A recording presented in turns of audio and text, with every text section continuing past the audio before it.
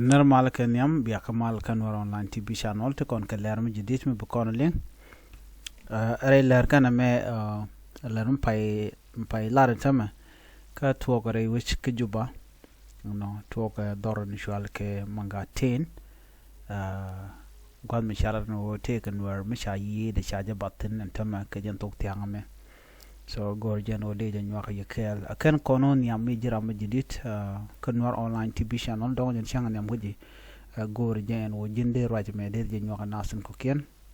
ka der subscribe kan war online tv channel min la miono support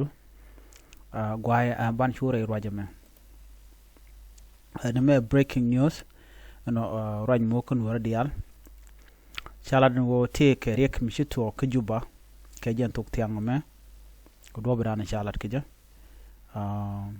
ko gwad dana to ko tin kire dwaran to ko tin kare wi ke juba la area to ko tin chale manga ten jan gwad dana chalad ro shirek ma ja tok tin chalad ro shaun wara shayen kan winimi jang no chikan naka manga ten gwal me chikore tok tin kwal ku jino to de ban ma chalat chalad no sha nuer mo sha janak nuer mo nuer bul kan nuer of course nuer but nuer kabul gwat da dan men de ko ngach ram kel kabul community ka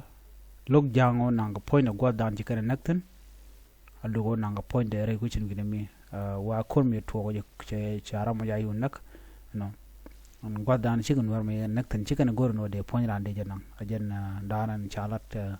so ban full information ban le jek gwatan be no ngum ter ka ki mu chor lat ban ngaje no juba csf kane kon tela nuer so whatever me network da yik to pan ka do bran ngai kon gwano kan jang no chicken kon the gore no more ko ngai kon no te ko kore yinyat gore to ko yinte gore ketin wo ka malat ko den tama so gore je der ande rorati jala dan go de nyoya kele no chaun woran mo cha janak kamanga ten ka do bran shalat ke je men ko be cha wa cha no go de point de nang do wal ke ta dan de jadel ke je anyway ban je ka la rodien ki ba tar ba je gor ba je no ye da an mandan chor lat bi atama